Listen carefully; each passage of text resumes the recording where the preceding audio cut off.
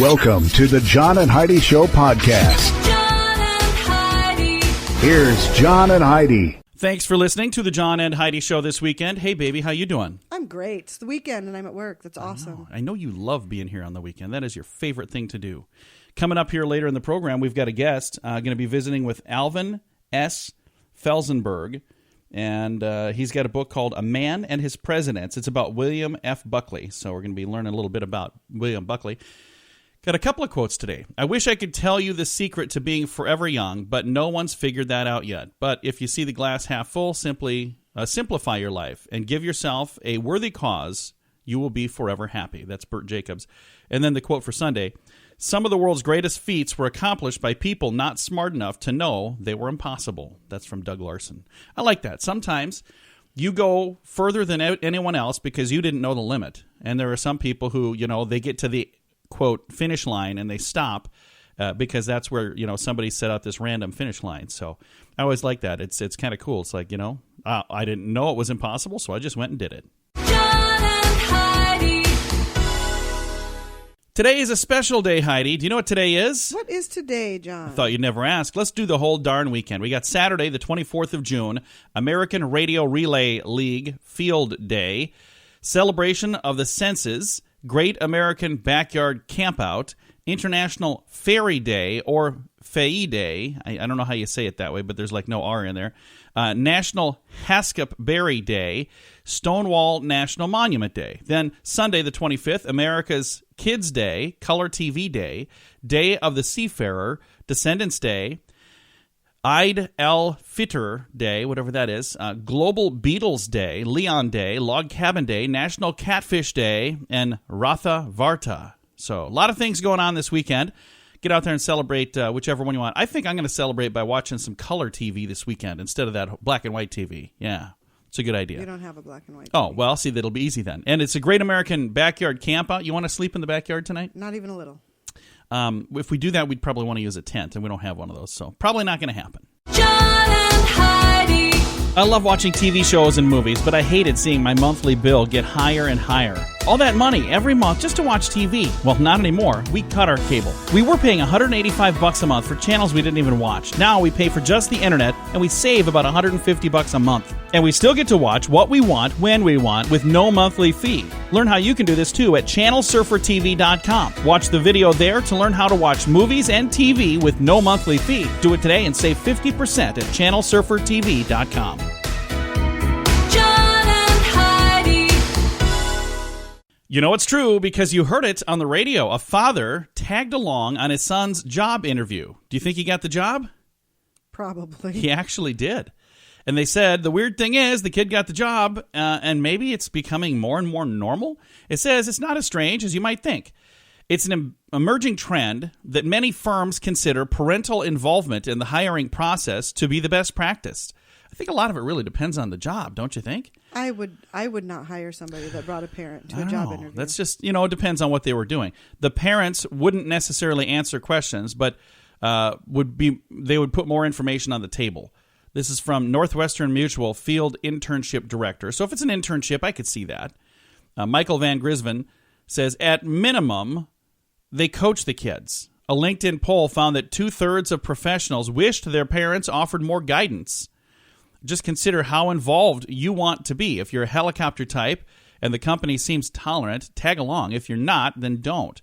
Professional development speaker Jeff Havens says, showing up alone is a candidate's first chance to show that they are independent. Yeah. So this is from... And that's my thought. If they show up alone, yeah, you can probably handle coming to work every day. I mean, if you get hired because of your mommy and daddy, are you going to bring mommy and daddy to work every day? I don't know. Well, here's the thing. I wouldn't put it that way because, there are probably times, and again, I think a lot of it really depends on what the job is. If it's your first job, and we're not talking about going to accept a position as a brain surgeon or anything, but if it's your first job, I could see having mom sit in there with you, and I can't see it at all. Did you have a parent come with you to any job interview ever? No, I did not. No. But I grew up a lot quicker than I. most people. So, I was old before I was even out of high school. So, this is from Men's Health Magazine if you'd like to read more about it. Thanks for listening to The John and Heidi Show. John and Heidi. Each day at this time, we talk about people doing dumb things under the influence, but addiction is no laughing matter. If you or someone you know needs help, there's a toll-free number you can call. 1-800-438-0380. That's the Addiction Hope and Helpline. 1-800-438-0380. And this is your brain on drugs. A New York City man is suing because he jumped out of the back of a moving ambulance when he was drunk, and he says the EMTs should have kept him restrained. So he was in New York City. He was drunk out of his mind, had to be thrown in an ambulance for something else. They were driving down the road, and as a drunk, he didn't realize that they were driving, apparently, opened the back doors and jumped out. Now he's suing the city of New York, saying, hey, you guys should have restrained me. He better not win. I hope not, because at what point does... Personal responsibility. Yeah, you've got to be responsible for something. There was a guy that pled, you can't hold my breathalyzer and all that stuff against me because you did it while I was under the influence and I didn't know that I could have said no. And then he actually won that. I'm like, are you kidding me? So I just think it's ridiculous. Some of this stuff, I'm all about having rights, but we got to have common sense too. John and Heidi. Now your moment of duh, and there's some video with this too if you'd like to see this on the Facebook page, facebook.com/John and Heidi Show. On a major Southern California highway, a motorcyclist kicked the side of a small passenger car. He did this because the driver of the car cut him off. Well, when the guy in the motorcycle kicked the car, the driver of the car swerved toward the bike. Oh. The car's driver overcorrected and impacted the barrier in an explosion of sparks. Then, the little sedan rammed into a Cadillac Escalade EXT, tossing the pickup onto its roof. Dash cam video from another car caught it all and shows the guy on the motorcycle avoiding debris and then riding off. So I don't know exactly, it's a moment of duh for everybody involved because this road rage, we just had an interview with the book about road rage. Last week we talked to a guy. Just a bad idea. Don't take road rage into your own hands. It's a terrible, terrible idea. Do not do that. But this is an interesting video if you want to check it out. Facebook.com/John and Heidi Show. John and Heidi. If you promised yourself you'd lose weight before you went to the beach, that's still within reach. Get some help from a cool pink drink. Try it free at pinkdrinkfree.com. This pink drink tastes great and can help you lose weight. 8 out of 10 Americans are overweight. If you're tired of being one of them, we'd love to help. People around the country are experiencing amazing results with this pink drink, and you can try it before you buy it at pinkdrinkfree.com. That's pinkdrinkfree.com. John and Heidi. Now your scoop of the day. Planet Earth is becoming even more crowded. And in 6 years, the world population is expected to top 8 billion people. That's a lot of people, isn't it?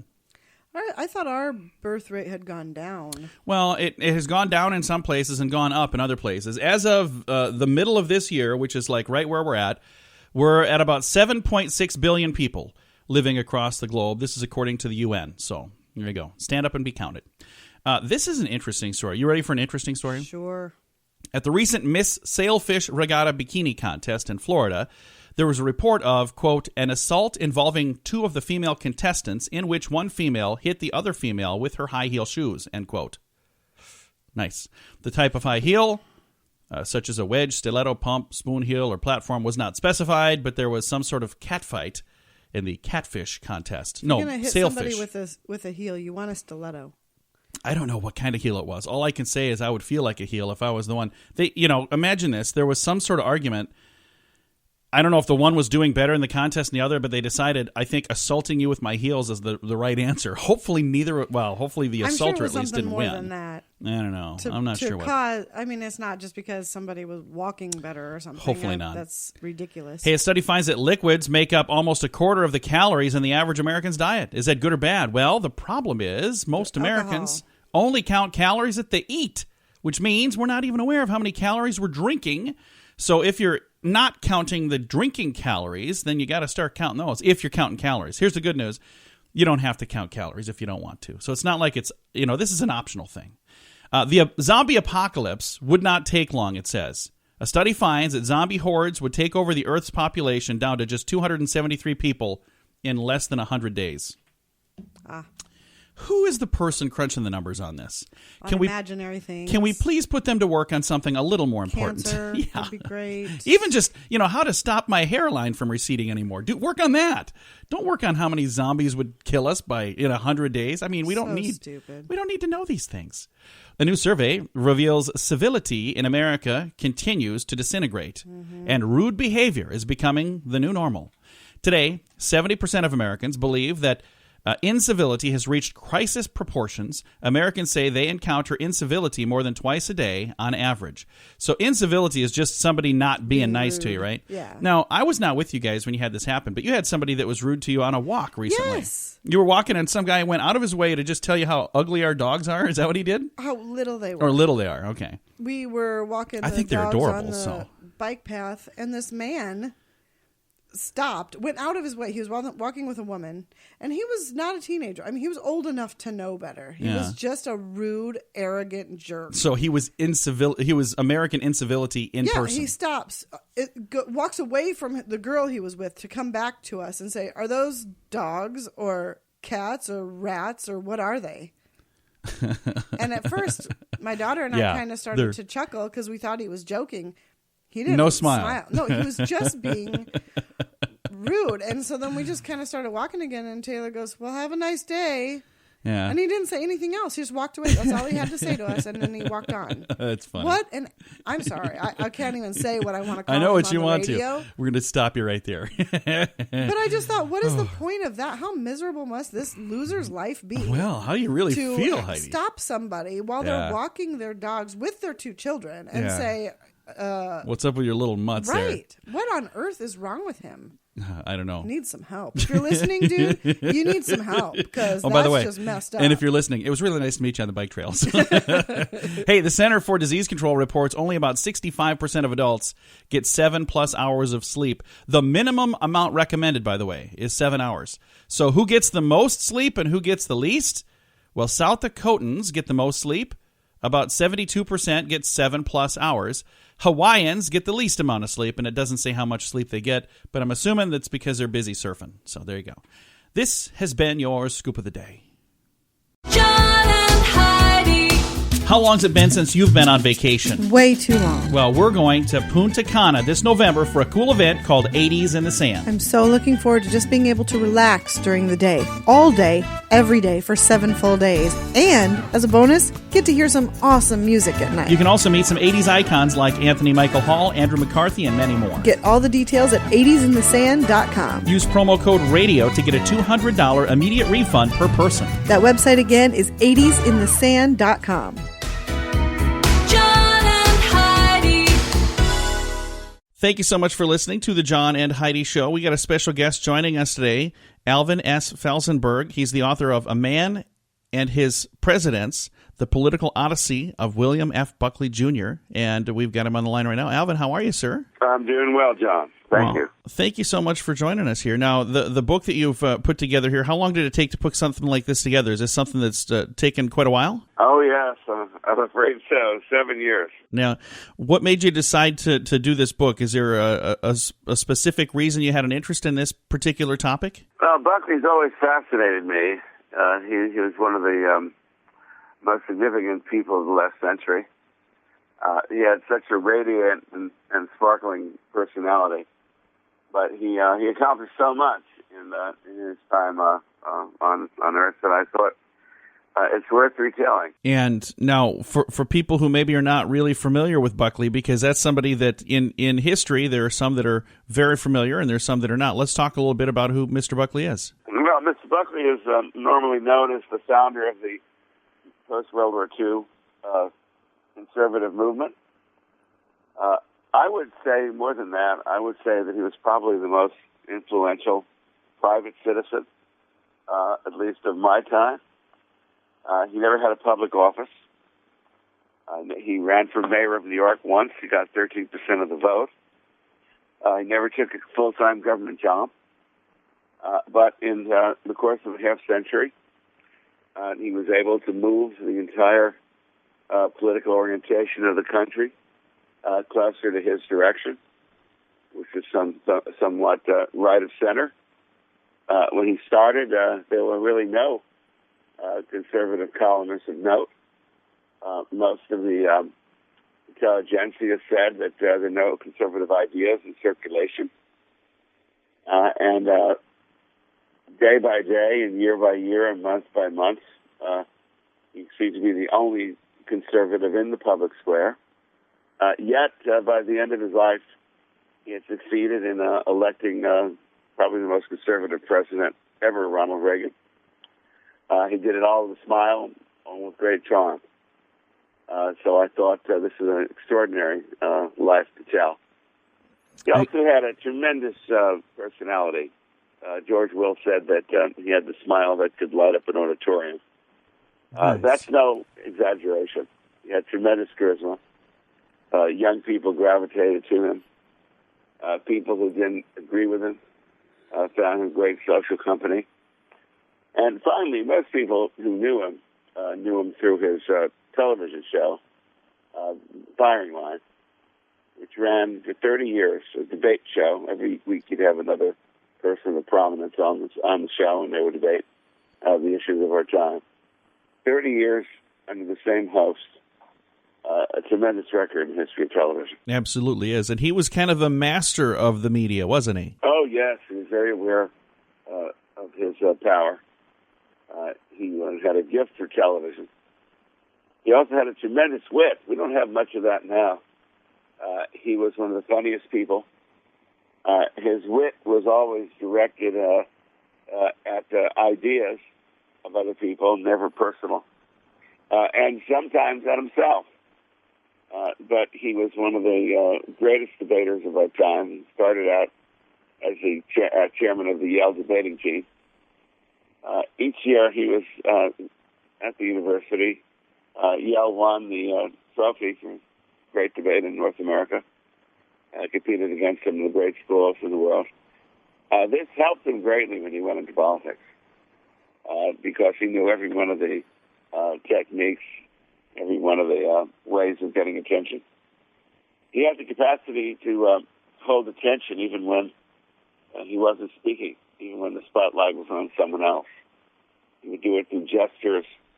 I have one of them in the book where he looks completely bored when one of his candidates for mayor is speaking, but a studied boredom, a theatrical boredom. And I must say, like Stan Laurel of Laurel and Hardy, the great comedians of the 1930s, could do. He was extraordinary. So utilizing that body language to say everything even without saying anything. Absolutely. Absolutely. Again, the book is called A Man and His Presidents. And speaking of presidents, from Nixon to Reagan to Bush, there's quite a few. So let's talk about the role that William Buckley had as a advisor for presidents behind the scenes. All right. Well, the most obvious example is Ronald Reagan. Ronald Reagan did not meet William Buckley until 1961. But he was more aware of Buckley probably than Buckley was of Reagan. Reagan was one of the early subscribers to National Review. He had made a transition in his life from motion pictures to television. He's also a great announcer and pitchman for General Electric, if you want. And in those days, Reagan would travel the country trying to promote support for GE and support for its products. And he didn't like air travel very much. He traveled the country by train. As he would cross through the Great Plains and look out at the beauty of the country hour after hour, he would pick up various things to read. And an officer at GE gave him a copy of National Review in those days.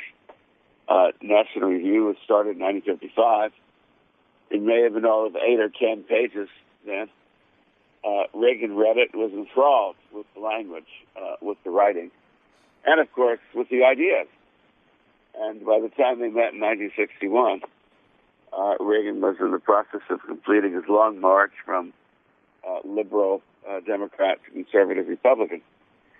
Reagan said later in life that no one did more to give him philosophical grounding, or for that matter, to prepare him for the presidency than William Buckley. That's really In the cool. case of Nixon, which was about a dozen years earlier, Buckley becomes hard to imagine newspaper columnist as a power broker.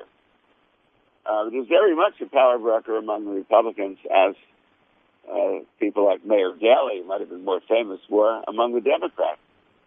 He didn't have voters, he didn't have a machine, but he had readers. At Buckley's height, he was hitting 500 newspapers.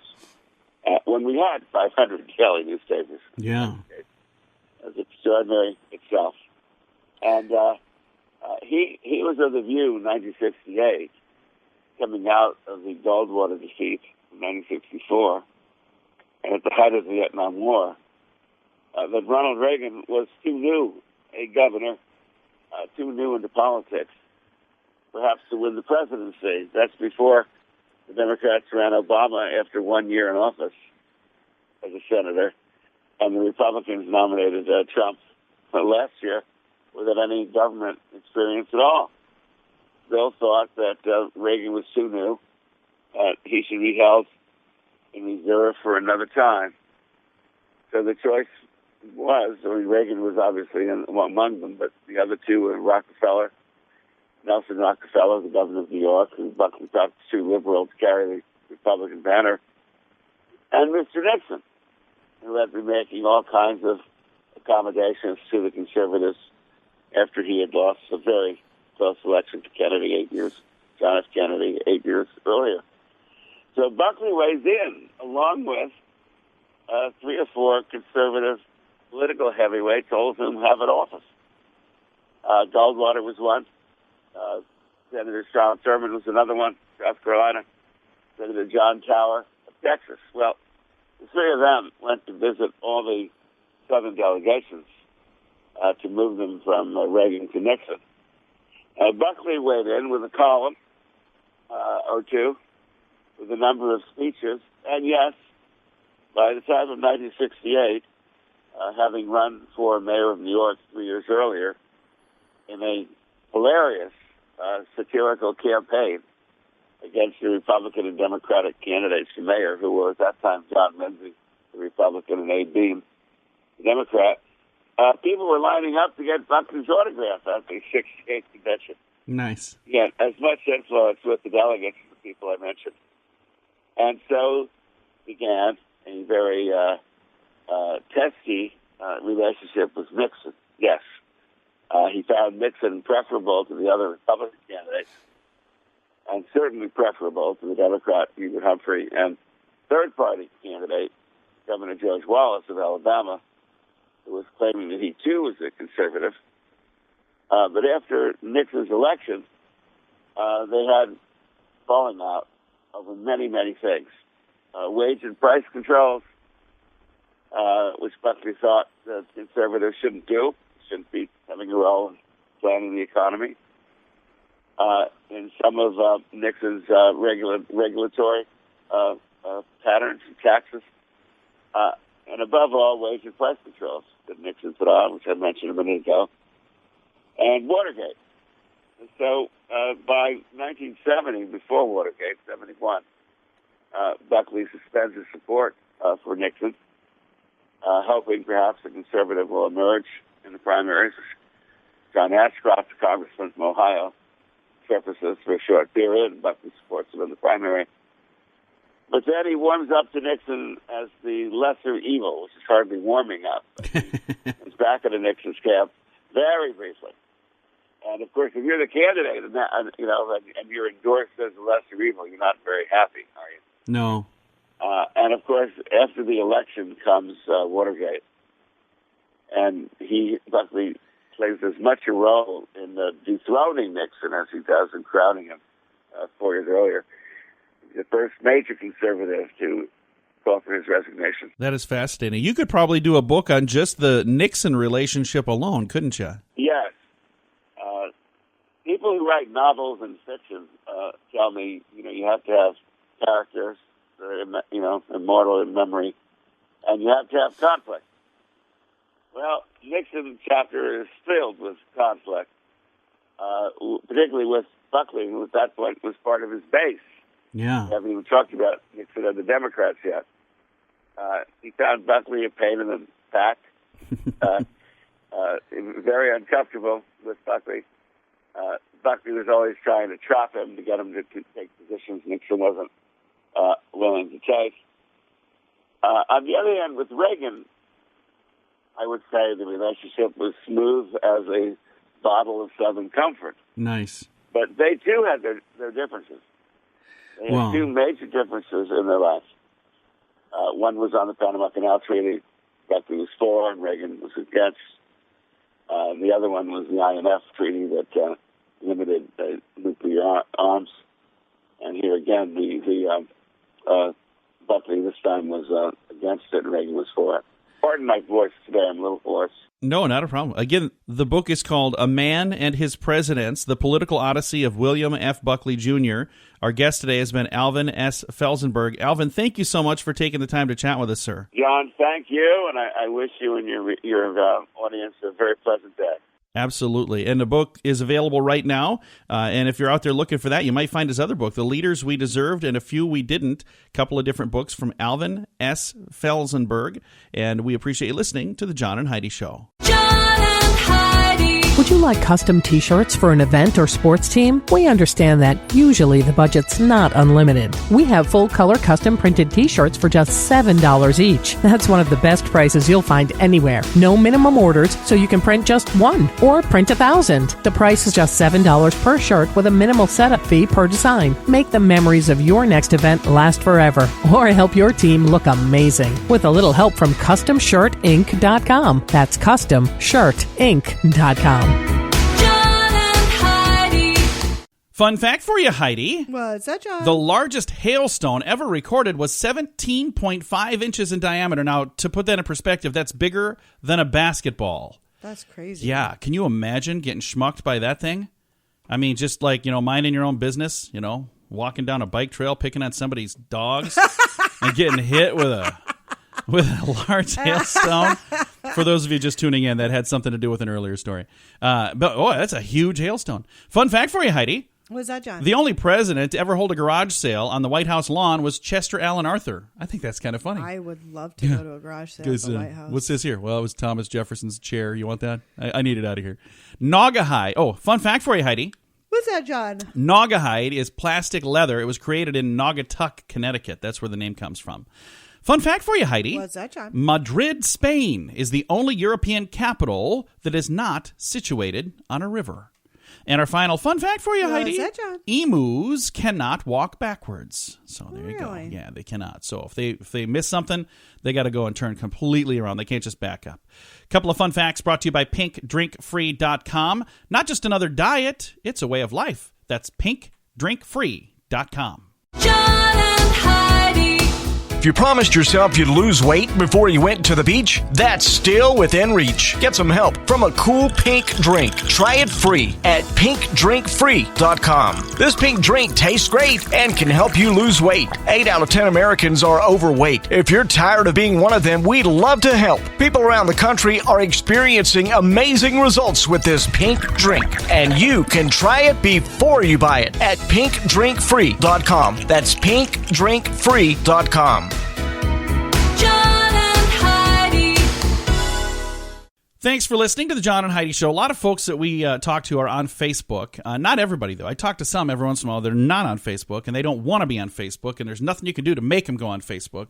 But we quite often share things on Facebook, so we bring that up here quite often.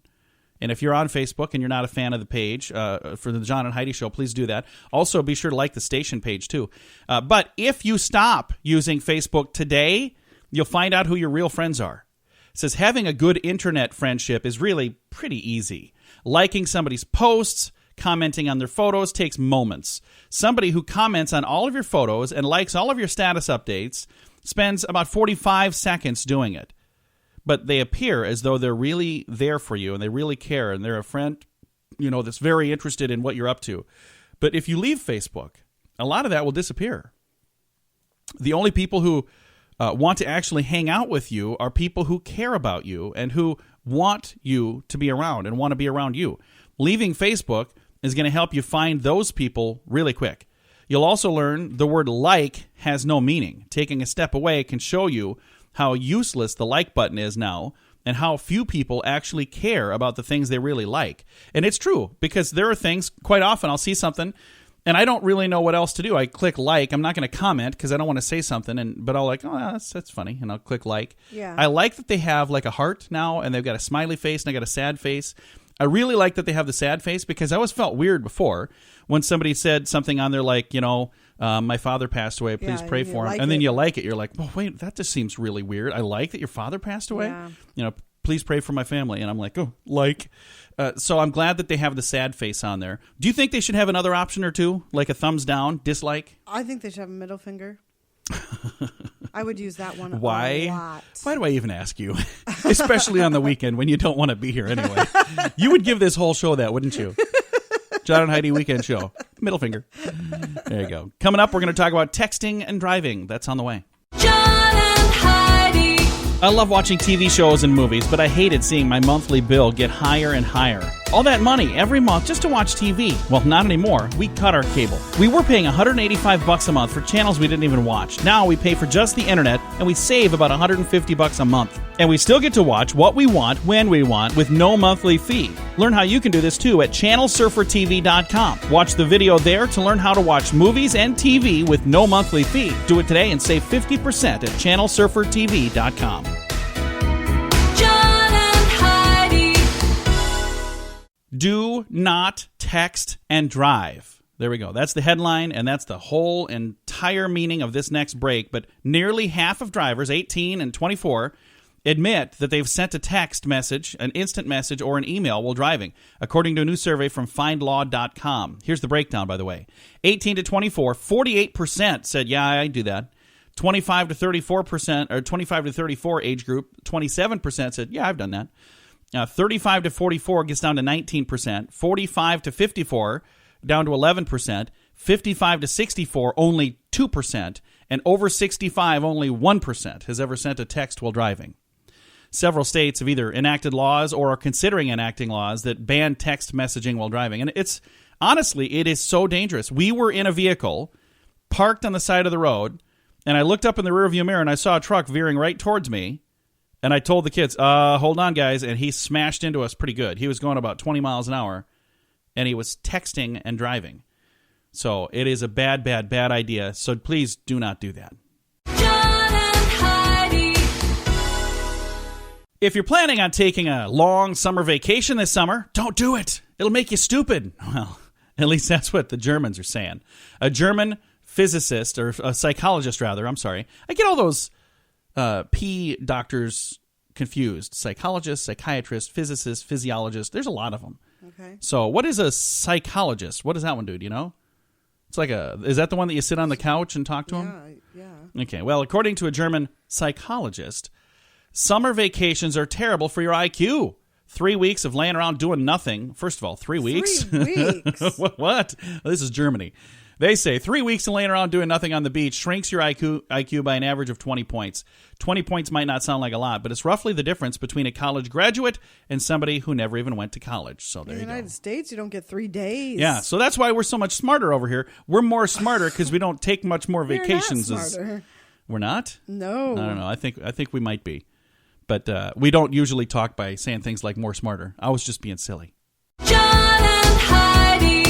How long's it been since you've been on vacation? Way too long. Well, we're going to Punta Cana this November for a cool event called 80s in the Sand. I'm so looking forward to just being able to relax during the day. All day, every day for 7 full days. And, as a bonus, get to hear some awesome music at night. You can also meet some 80s icons like Anthony Michael Hall, Andrew McCarthy, and many more. Get all the details at 80sinthesand.com. Use promo code RADIO to get a $200 immediate refund per person. That website again is 80sinthesand.com.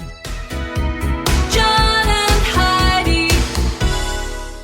If you want to feel better about yourself, you don't need to tear other people down to do it. All you have to do is pick up a book and read it. Do you like to read? I do like to. What is your favorite kind of book to read? Murder mysteries. And you like the book like where you're reading it and it's like a fake story, but you and they could turn it into a movie or something. I don't think any book that I've ever read could really be turned into a movie because the books that I read, because it's all like business. business and interest. Well, I guess there's one book that I've read that has been turned into several movies, the Bible.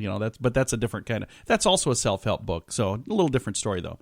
Any book will do, by the way. If you want to feel better about yourself, pick up a book, any book, a romance, button-down book, a history book, a Bible, anything. People who regularly read for pleasure, not because you have to, but for pleasure, have higher levels of self-esteem, lower levels of stress, and cope better with difficult situations than people who don't read. According to research from the University of Liverpool in England, the survey says that over half of adults, 58%, are regular readers, which is good. 10% consider themselves non-readers, and about a third are lapsed readers, meaning that I read, but I haven't done it in a while. Lapsed readers used to read all the time, but now rarely read or never read, due in large part to lack of time or lack of enjoyment. Here's what I think it has to do with.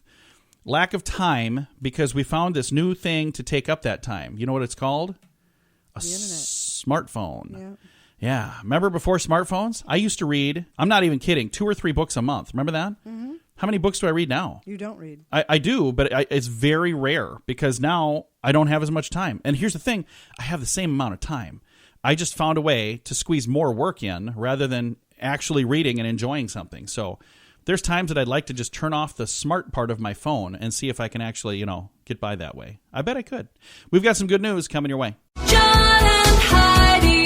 This portion of the John and Heidi Show is brought to you by the John and Heidi Show. That sounds kind of funny, but it's true. Go to your local radio station and ask them to start carrying the John and Heidi Show. Here's the best part. They can carry the show for free. They play a couple commercials, but it doesn't cost them anything every month. So if you know a radio station that could use a little bit of help, send them our way. Send them to johnandheidishow.com. Again, johnandheidishow.com. We would love to do a radio program in your community. Then you could listen to the podcast and listen to us on the radio. John and Heidi. And we're going to wrap things up around here the way we always try to wrap things up around here with some good news. Heidi, I'm going to let you choose. So your choice. 2 stories. A high school student is taking recycling pop tabs to another level for prom, or the Fort Worth police officers were just a few hours into their shift when they responded to what considered an interesting 911 call. The police officers. All right. You have never chosen the high school students, by the way. You bring him up every day. That poor kid. Well, maybe we'll get some time to get to him one of these days. Hey, the Fort Worth police officers were a few hours into their shift when they got a 911 call, and it was what is considered a low-priority 911 call. When the officers got to an elderly man's house, they saw this online. This it was so neat. 85 degrees inside, and he had a broken air conditioner. They knew they had to help. The officers went to a local Home Depot, and they bought Hatley, that's the gentleman's name, a new air conditioning unit. The highly trained law enforcement officers admitted installing the appliance was not probably their strong suit, but with help from another officer that was really into that kind of thing, they did get it in, and they helped this guy out. So, there were people concerned because, hey, this guy is an elderly man. It's getting really hot. I was just at his place. It's like 85 degrees. There's something you guys can do. And with all the hate that police officers get, I would also like to point out this was an elderly African-American man. Yeah, it's a great, if you want to see the story, I've got a link to it, facebook.com/John and Heidi Show. And I encourage you to go there, not just for this good news story, but there's always good news stories. I mean, almost every day we're posting something there. So if you're ever kind of down in the dumps and you want to, get out of that slump, go check it out. And since I got 20 seconds, I'm going to tell you this high school student story, too. Because if I don't, how long ago was prom? We've been asking about this for a long time. Heidi's like, no, the other one. High school student taking recycling pop tabs to another level for prom. To bring awareness to the mission of the Ronald McDonald House, Gretchen Ivers, a junior at Thompson High School, spent 26 hours and used 9,121 pop tabs to make her prom dress. Another 6 hours and nearly 400 tabs went into her accessories, a purse, and other items. She plans to wear the dress to her prom Saturday. Well, probably a month ago Saturday, thanks to Heidi. Thompson High School is where this was. And then she'll donate all of the tabs to Ronald McDonald House in Rochester, Minnesota. You can see this story as well, and the link and the photo of the dress at facebook.com/John and Heidi I didn't even Show. know they still did the pop tab thing. Yeah. I knew they did way back in the 80s. Why would they quit? People keep doing it. All right. Thanks for listening to the John and Heidi Show. Time to say goodbye, Heidi. Goodbye, Heidi. Goodbye, everybody. Have a great weekend.